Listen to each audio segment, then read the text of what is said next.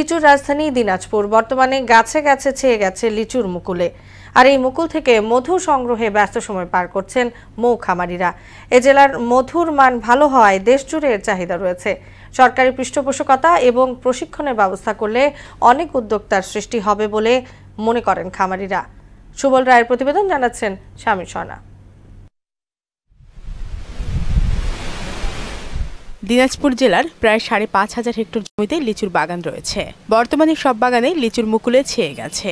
আর এসব মুকুলকে কাজে লাগিয়ে খামারিরা মৌবাক্স স্থাপনের মাধ্যমে মধু উৎপাদনে ব্যস্ত সময় পার করছে। জেলার বাহির থেকে ১,০০০-এরও বেশি মৌ খামারি মধু সংগ্রহের জন্য আসেন। এ জেলার মধুর গুণগত মান ভালো হওয়ায় দেশের বাজারে বেশ চাহিদা রয়েছে। সরকারি পৃষ্ঠপোষকতার মাধ্যমে প্রশিক্ষণের ব্যবস্থা করলে অনেক উদ্যোক্তা সৃষ্টি হবে বলে মনে করেন খামারিরা।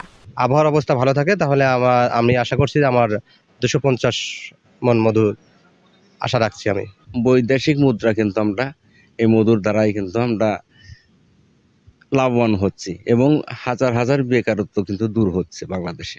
দিনাজপুর মধু জেলা হিসেবে স্বীকৃতি দিয়ে এখানে একটি মধুর গবেষণাগার তৈরি করা এখন সময়ের দাবি বলে মনে করছেন বিশেষজ্ঞরা। সুদবিহীন ব্যাংকিংয়ে আত্মশুদ্ধির পথ এনআরবিসি ব্যাংকের ইসলামিক ব্যাংকিং আল আমিন। আমরা আশা করছি যে দিনাজপুর যে মধু জেলা এটি আলাদাভাবে স্বীকৃতি পাবে।